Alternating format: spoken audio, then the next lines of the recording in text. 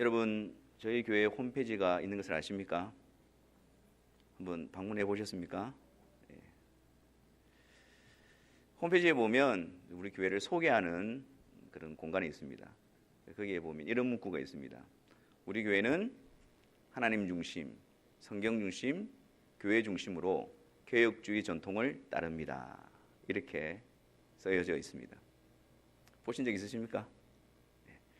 그래서 주위 분들이 동서남북은 어떤 교회입니까? 라고 물어보면 여러분은 이렇게 대답하시면 됩니다. 우리 교회는 하나님 중심, 성경 중심, 교회 중심으로 개혁주의 전통을 따릅니다.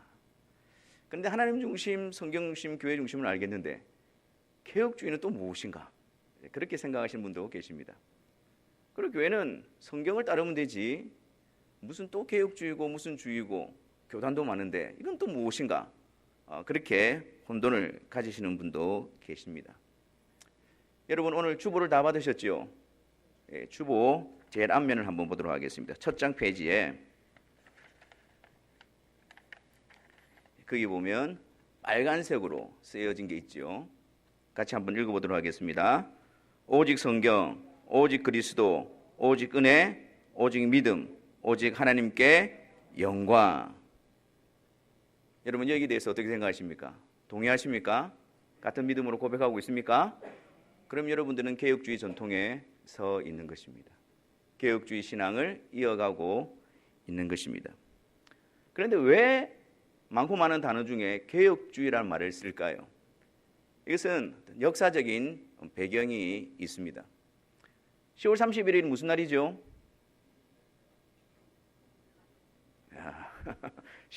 제가 예상했던 대답은 아니네요. 10월 30일이 무슨 날이죠? 우리 보통 할로윈데이로 이렇게 생각을 합니다. 하지만 1517년에는 그날에 아주 특별한 일이 벌어집니다. 1517년 10월 31일 어떤 일이 벌어집니까? 마틴 루터라는 사람이 복음을 깨달고 그리고 그 당시 로마 가톨릭 교회의 부패와 타락과 성경에서 멀어져 있는 모습을 95개조의 조항을 들어서 거기에 대해서 반박문을 내걸었던 그날이죠. 그래서 우리는 이 날을 종교개혁 기념일로 이렇게 지키고 있습니다. 아니, 지킨다는 표현보다도 절기는 아니지만 그러나 우리가 귀하게 여겨야 될 그런 신앙의 유산이라고 생각합니다. 근데 사실 마틴 루터가 처음부터 이렇게 거대하게 종교개혁을 일으키기 위해서 계획하고 시도한 일은 아니었습니다. 그냥 단지 정말 이 로마 교회가 얼마나 하나님의 말씀에 멀어져 있는가, 우리가 같이 한번 모여서 토론해보자. 학문적인 토론을 목적으로. 그래서 이 사실이 교황에게 알려져서 좀 이렇게 개혁하고 정화시키는 일이 일어났으면 좋겠다라는 기대로 그 일을 시작했던 것입니다.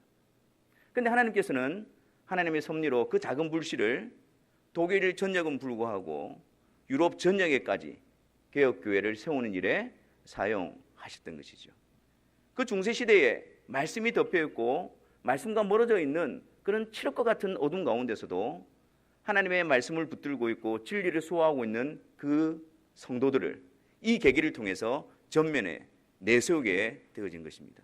그래서 개혁교회가 시작이 되어졌고, 그리고 그 개혁교회는 계속해서 성경의 진리와 가르침을 가르치고 그리고 또한 그것을 간직하는 일에 온 힘을 기울였더랬습니다. 그래서 그 시기에 종교개혁자들을 통해서 신앙 고백서들이 많이 나오게 되어졌습니다. 우리가 정말 성경대로 믿고 있는가? 우리가 믿는 바가 성경적인가? 그것을 점검하고 배우기 위해서 신앙 고백서를 통해서 성도들을 교육하고 가르치는 일에 열심을 내었습니다. 우리도 지난번에 하이델베르그 요리문답을 공부를 했습니다. 그리고 지금은 웨스트민스터 신앙 고백서를 보고 있습니다. 이것이 바로 우리가 개혁주의 신앙, 그리고 하나님의 말씀 앞에서 성경적으로 우리가 믿는 바를 점검하고 배워나가고 진리 가운데 세워지기 위한 노력으로서 이 일들을 감당하고 있는 것이지요. 또 감사하게도 이제 우리 청년부와 유수그룹에 있어서도 52주 우리 교리 과정이 이제 끝이 났습니다. 물론 52주 우리가 교리를 배우고 성경을 배운다 해서 그 아이들의 삶에 뭐 특별한 변화라든지 어떤 그런 것을 기대할 수는 없습니다. 하지만 거기에 집중하고 그것을 붙들고 시작을 하고 계속해서 세워져 간다는데 큰 의미가 있지요. 이제 그 아이들도 그들이 믿는 하나님이 어떠한 분이신가에 대한 관심을 가지게 되어지고, 그분이 성경에 계시되어진 대로 성부, 성자, 성령 하나님에 대해서 같은 믿음으로 알아가며 고백하는 일이 그들 가운데 시작이 되어지고, 또한 그것이 불씨가 되어져서 우리와 함께 동일한 신앙 고백 가운데에 주님의 교회로서 세워져 가게 될 것입니다. 그래서 종교개혁 기념일이 있는 10월 한 달은 우리가 개혁주의 신앙이 무엇인가에 대해서 한번 살펴보려고 합니다.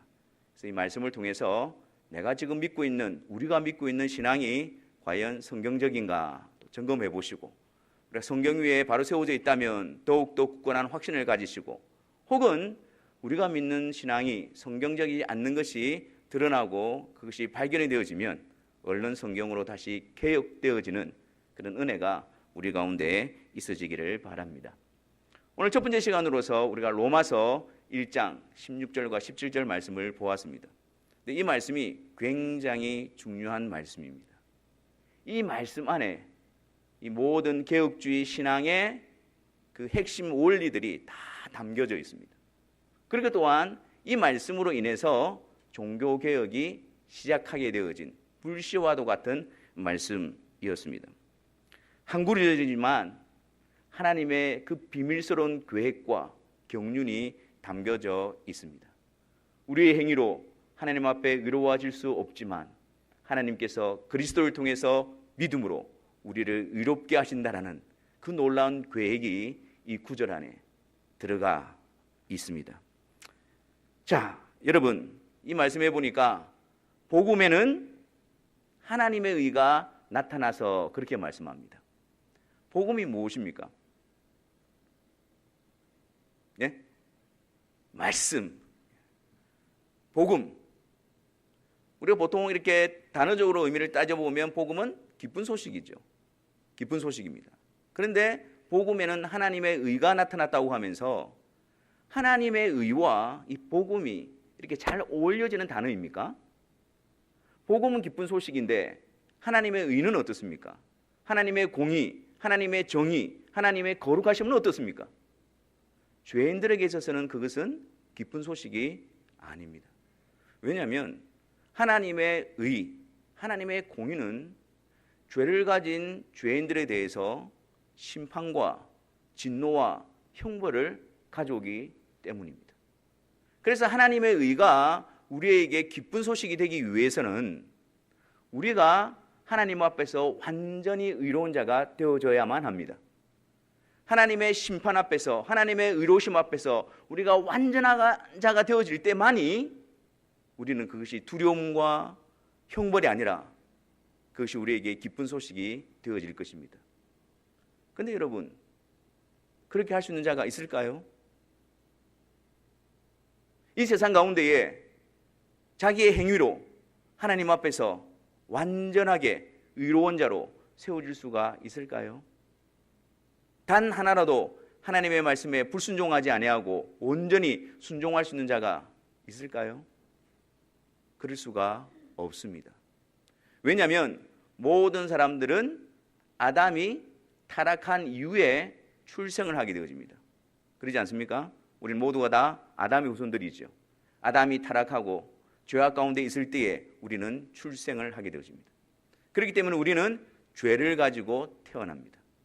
그리고 그 죄를 지으면서 살아갑니다. 죄의 형벌 아래 이끌림을 받게 되어집니다. 우리가 죄를 지어서 죄인이 아니라 죄인이기 때문에 죄를 짓습니다. 우리가 원죄를 가지고 태어났기 때문에 그 원죄로부터 실제적인 죄악이 드러나게 되어집니다.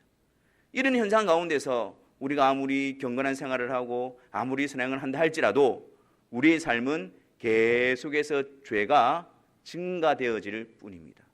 계속해서 우리의 삶은 하나님의 심판을 불러올 뿐입니다. 그래서 갈라디아서 2장 16절 말씀해 보면 율법의 행위로서는 의롭다함을 얻을 육체가 없다라고 말합니다. 하나님의 말씀에 온전히 순종해서 그래서 나는 하나님 앞에서 의롭습니다라고 자랑할 수 있는 자는 아무도 없다라고 성경은 우리에게 가르쳐주고 있습니다. 종교개혁을 일으켰던 루터도 이 하나님의 의에 대해서 잘못 이해하고 있었습니다. 하나님은 공의로우시고 의로우신 분이시기 때문에 불의한 자들에 대해서 하나님은 공정하게 심판을 하시는 분이다, 그렇게 알고 있습니다. 맞죠? 근데 루터는 그 다음이 문제였습니다. 그렇기 때문에 우리의 행위와 노력으로서 하나님 앞에 의로운 자로 세워져야 한다라고 생각을 했던 것입니다. 그것은 비단 루트만의 생각이 아니고 그 당시 교회 안에 편만하게 펼쳐져 있었던 생각이었습니다.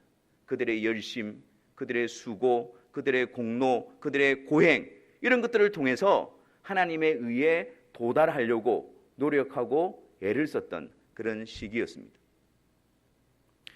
루터에게는 특별한 계기가 있었지요. 그가 이제 대학을 졸업하고 친구와 함께 걸어서 어떤 지역을 여행하고 있을 때였습니다. 벼락을 맞게 되어집니다. 그 친구가 벼락에 맞아서 죽게 되어지고 그것을 경험한 루터는 굉장한 두려움에 휩싸이게 되어집니다. 그래서 그는 곧장 수도원으로 들어가게 되어집니다. 하나님의 그 불의한 자의 앞에서 하나님의 진노 앞에 두려움을 가지고 그는 그 수도원에서 엄격한 규율 생활을 지켜가므로 그 하나님의 의에 도달하고자 애를 쓰더랬습니다. 그리고 죄가 생각이 날 때마다, 죄를 지을 때마다, 그리고 그 고해성사라는 게 있지 않습니까? 그 신부에게 가서 죄를 고하고 그런 식으로 자기의 죄 문제를 해결하려고 많이 애를 썼던 그런 인물이었습니다. 근데 하도 이게 루터가 자주 고해성사하기 위해서 신부를 불러내니까 그 기록에 보니까 이런 내용이 있더라고요. 그 신부가 루터에게 제발 좀 죄를 좀 한꺼번에 가지고 오라고. 그 정도로 루터는 자기 안에 일어난 이 죄 문제에 대해서 굉장히 고민하고 이 죄 문제를 해결하기 위해서 그렇게 몸부림을 쳤던 그런 사람이었습니다. 엄격한 규율을 지켜내므로 해서 고해 성사를 통해서 하나님의 의에 도달하려고 그렇게 노력하고 몸부림을 쳤던 루터였죠. 하지만 그의 마음에는 그런 것들을 통해서 내가 하나님 앞에 의로운 존재가 되었다라는 확신보다도 오히려 더 짓눌리는, 죄의 문제에 의해서 짓눌리는 그런 경험을 하게 되어집니다. 과연 이렇게 해서 하나님의 의에 도달할 수 있을 것인가? 라는 깊은 회의감에 빠지게 되어집니다. 어느덧 시간이 지나고 루터는 사제가 되어지고 이제 비텐베르크 대학의 교수가 되어져서 로마서, 갈라디아서, 히브리서 이런 신약의 성경을 가르치는 교수가 되어집니다. 그러다가 그가 이제 로마 교황청에 일이 있어서 로마를 방문하게 되어집니다. 근데 그 로마에 가면 28개 계단의 성당이 있습니다. 혹시 가보셨습니까? 김홍준 집사님 가보셨습니까? 가셨습니까? 우리는 못 갔으니까 그림으로 대신 보도록 하겠습니다. 28개 계단이 있는데 이것은 이 콘스탄틴 황제 어머니가 예수님께서 빌라도의 법정에서 신문을 받으실 때 올라갔던 그 계단을 로마로 좀 옮겨달라고 요청을 해서 로마에 그 계단을 옮겨놓고 그 좌우에 성당을 지은 것입니다. 근데 그 당시에 천주교에서 어떻게 가르쳤냐면 무릎으로 이 계단을 올라가면서 자기 죄를 고백하면 죄사함을 받는다라고 가르쳤습니다. 그러니까 루터도 로마에 간 김에 그 길로 가서 무릎으로 그 계단을 올라가면서 자기 죄를 회개하고 사함받기 위해서 그렇게 고행을 하면서 그렇게 했지만 그의 마음에 어떤 죄에 대한, 사죄에 대한 확신보다도 그의 마음을 사로잡는 또 다른 무언가가 있었습니다. 그것이 바로 오늘 읽은 로마서 1장 17절 말씀이었습니다. 계속 그렇게 하면서 그 마음에 사로잡는 것이 복음에는 하나님의 의가 나타나서 믿음으로 믿음에 이르게 하나니 오직 의인은 믿음으로 말미암아 살리라. 아니 우리의 행위로 하나님 앞에 의로워져야 되고 그렇게 하기 위해서 몸부림치고 있는데 아니 믿음으로 의롭게 된다는 말이 무슨 말인가? 그래서 그는 돌아오고 난 다음에 그 서재에서 그 말씀을 붙들고 씨름하기 시작합니다. 그때 성령께서 그 마음에 빛을 비추어 주셔서 그 말씀의 의미를 깨닫게 되어지죠. 아, 나의 행위와 노력으로 하나님의 의에 도달해서 의로워지는 것이 아니라 그럴 수 없는 나를 대신해서 그리스도로 말미암아 하나님의 의 앞에 나를 의롭게 하시는구나. 그게 믿음으로 의롭게 하시는 거구나. 그것을 깨닫게 되어집니다. 그래서 루터가 그 뒤에 여기에 대해서 자기는 이렇게 고백을 합니다. 내가 처음에는 하나님의 정의 때문에 내 속은 증오로 꽉 차 있었다. 하나님의 의, 불의한 자를 심판하시는 그 하나님의 의, 그 하나님의 진노를 피우기 위해서 그렇게 몸부림쳤지만 도달할 수 없는 그런 상황, 그런 것이 루터로 하여금 하나님에 대한 증오심을 가지게 된 거예요. 할 수도 없는 그 일들을 왜 하나님은 요구하고 계시는가? 그러다가 복음을 통해서 그리스도로 이루어진다는 사실을 깨닫고 난 다음에 그리스도를 믿는 믿음 안에서 하나님은 더 이상 진노와 노여움의 하나님이 아니라 아버지로서의 마음, 자녀를 대하는 사랑의 아버지로 보게 되었다. 그렇게 고백을 해드렸습니다. 내가 해서 하나님의 의에 이루는 것이 아니라 그리스도께서 나를 대신해서 나의 제 문제를 해결하시고 그리스도께서 나를 대신해서 완전히 순종하심으로 말미암아 그 일을 나에게 전가시켜 주셔서 그 하나님의 의 앞에 나를 의로운 자로 세워놓으시는구나. 그 복음의 비밀을 깨닫게 되어진 것이지요. 그렇습니다, 여러분. 복음에는 하나님의 의가 나타나서 이 하나님의 의는 우리가 하나님의 의에 도달해서 만들어내는 그런 의가 아닙니다. 여기서 말하는 하나님의 의는 우리를 대신한 그리스도께서 이루신 의이며 그 의를 덧입어 하나님의 의 앞에 온전히 세워지는 그 그리스도의 의를 말하고 있는 것입니다. 로마서 1장 16절에는 모든 믿는 자에게 구원을 주시는 하나님의 능력이라고 복음을 설명하고요, 17절에는 복음에는 하나님의 의가 나타났다고 말합니다. 우리에게, 불가능한 우리에게, 행위로 하나님의 의 앞에서 이루어질 수 없는 우리에게 구원을 베풀어 주시는 하나님의 능력이 무엇입니까? 그것은 바로 하나님의 의, 그리스도께서 우리의 의로움이 되셔서 하나님의 의 앞에 의롭게 하시는 그 그리스도의 의를 우리에게 말해주고 있는 것이지요. 그래서 골로새서 1장 21절 22절에는 이렇게 말씀합니다. 우리 같이 한번 읽어보겠습니다.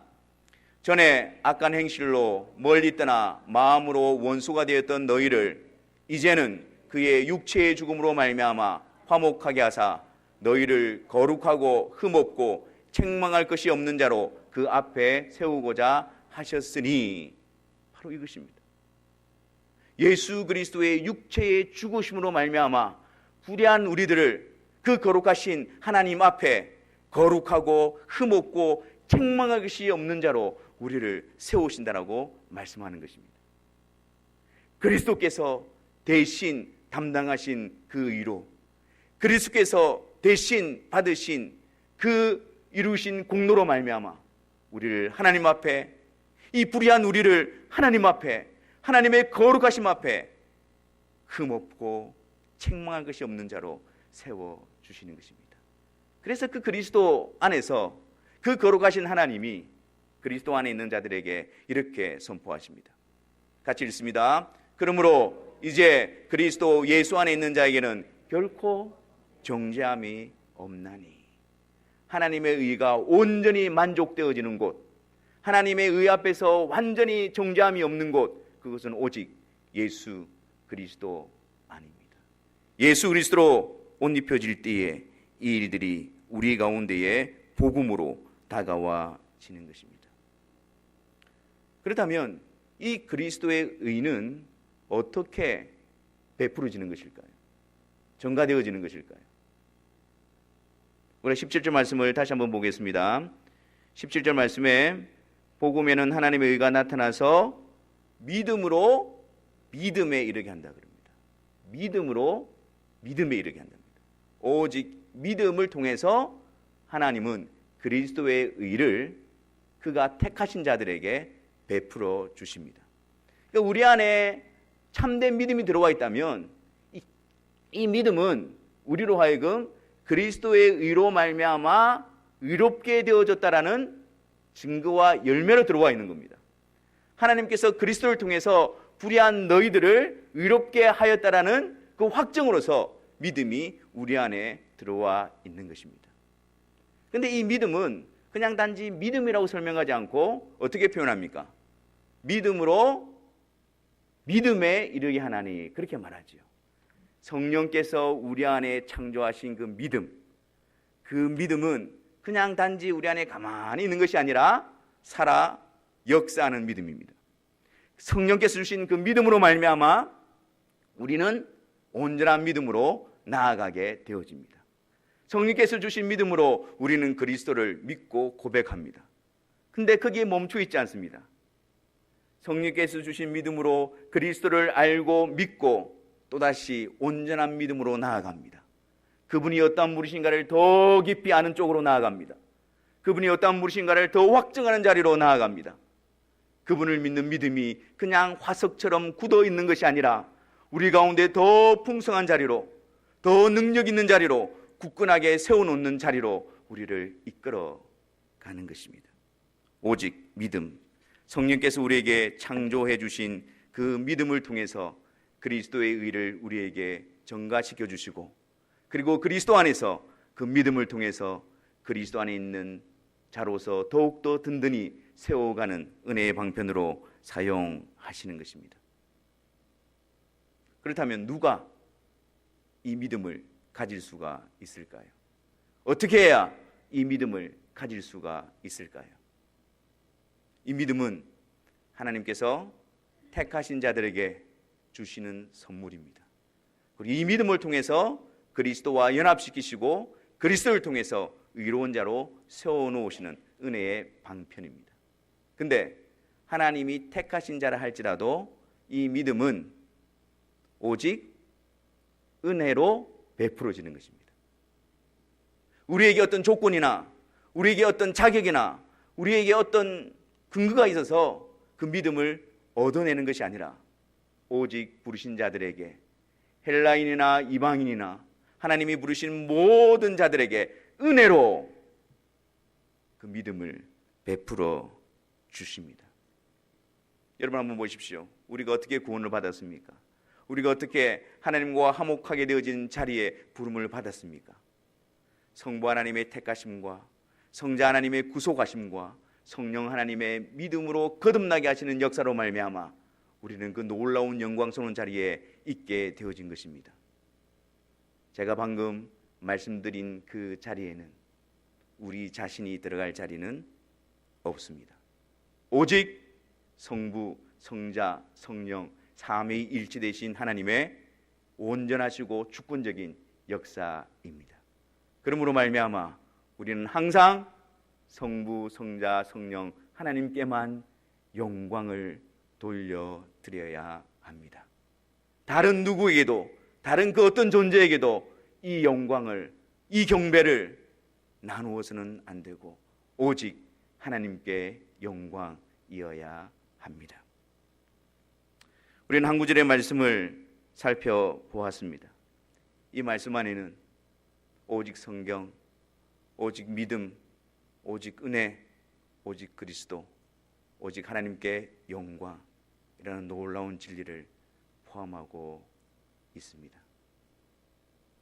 그 당시에 로마 교회는 그렇지가 않았습니다. 그들은 오직 성경을 받아들이지 않았습니다. 성경을 인정합니다. 하지만 성경 외의 외경, 그리고 소위 말하는 전통이라는 것을 그들은 성경과 동일한 권위를 부여했습니다. 여기서 말하는 전통이라는 것은 성경 외에 교황이 공식적으로 발표한 문서라든지 그것, 그리고 그 로마 교회 회의에서 결정한 내용들, 그리고 그 로마 교회가 계속해서 관례대로 가지고 왔던 관행들, 가르침들, 그 모든 것들을 성경의 권위와 같이 둡니다. 아니, 실제적으로는 성경 위에 그것을 둡니다. 왜냐하면 성경에서 이해되지 않는 부분들을 이 전통의 빛을 통해서 그것을 해석했기 때문입니다.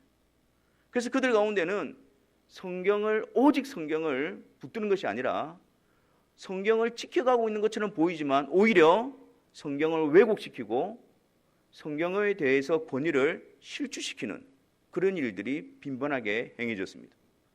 그러니까 천주교에 보면 성경에서 반대하고 있는 그런 내용들을 그들의 가르침으로, 그들의 교리로 가지고 있습니다.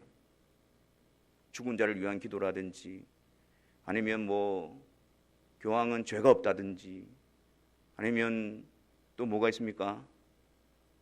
성모 마리아는 승천했다든지, 그리고 연옥교리라든지, 유물숭상이라든지, 이런 내용들은 그 성경에서 나온 것이 아니고 성경에 위배됨에도 불구하고 그들의 행위와 그들의 결정과 사람의 결정에 의해서 성경처럼 그들은 여기고 있는 것이죠.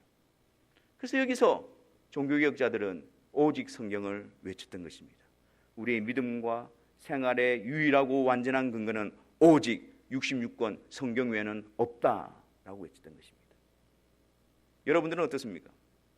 오직 성경, 그것이 우리의 신앙의 고백의 기초가 맞지요? 실제 우리의 모습은 어떻습니까? 정말 성경만이 우리 믿음과 생활의 최종적이로 유일하고 완전한 권위로 인정하고 있습니까? 오직 성경이라고 말하면서 우리들의 말과 우리들의 행동과 우리들의 사고는 다른 것에 의해서 지배받고 있지는 않습니까? 또한 그 당시 로마 가톨릭은 구원관에 있어서도 성경과 많이 멀어져 있었습니다. 오직 은혜로, 오직 믿음으로, 오직 그리스도의 공로로 말미암아 의롭게 되어지고 구원을 받는다는 사실을 인정하는 것처럼 보이지만 그들은 다른 것을 말하고 있었습니다. 그리스도 중보자이지, 그러나 그리스도만 있는 것이 아니다. 마리아도, 죽은 성인들도, 그들도 중보자 역할을 할 수 있다. 그들은 공로를 많이 가지고 있기 때문에 다른 사람에게 그 공로를 나눠주어서 다른 사람들도 그 공로로 구원을 받을 수 있다. 그래서 마리아도 숭배하고 죽은 성인들도 숭배하고 그렇게 함으로 그들의 공로를, 그들의 공덕을 내가 얻을 수 있다. 그렇게 이야기합니다. 오직 믿음으로 말하지 않습니다. 행위를 그들의 구원의 근거로 제시합니다. 오직 은혜를 이야기하지 않습니다. 그들의 열심, 그들의 수고, 그들의 행위, 그것을 구원의 근거로 제시합니다. 오직 은혜, 오직 믿음, 오직 그리스도, 그것만이 우리의 구원의 근거요 확신입니다. 우리의 고백과 우리의 실제 생활은 어떻습니까? 정말 그것을 붙들고 있습니까? 아니면 우리도 우리 안에 그리스도만을 주장하는 것이 아니라 나의 다른 행위와 열심과 수고를 구원의 근거로 제시하여 그리스도의 의를 멀리하고 우리의 의를 드러내고 있지는 않습니까? 오직 의인은 믿음으로 말미암아 살리라. 하나님께서 오직 은혜와 믿음과 그리스도로 의롭게 한 자들은 믿음으로 살게 하십니다. 믿음으로 믿음에 이르게 하십니다. 성경을 통해서 예수 그리스도를 더욱더 깊이 알아가게 하십니다. 오직 은혜를 통해서 우리가 얼마나 자격 없는 죄인인가를 드러내시고 그리스도를 통한 하나님의 무한하신 은혜를 알아가게 하십니다. 믿음이 우리에게 얼마나 복된 것인가를 알게 하여 주셔서 그 믿음을 통해서 주님을 알아가고 그 믿음을 통해서 주를 따라가게 합니다. 그리고 또한 모든 것에 있어서 오직 영광을 하나님께만 올려드린 일에 우리의 마음을 쏟게 합니다. 사랑하는 성도 여러분, 믿음으로 부름을 받은 자들이 믿음으로 살 때에 우리의 삶에 그 믿음의 고백이 그대로 열매로 나타나게 되어집니다.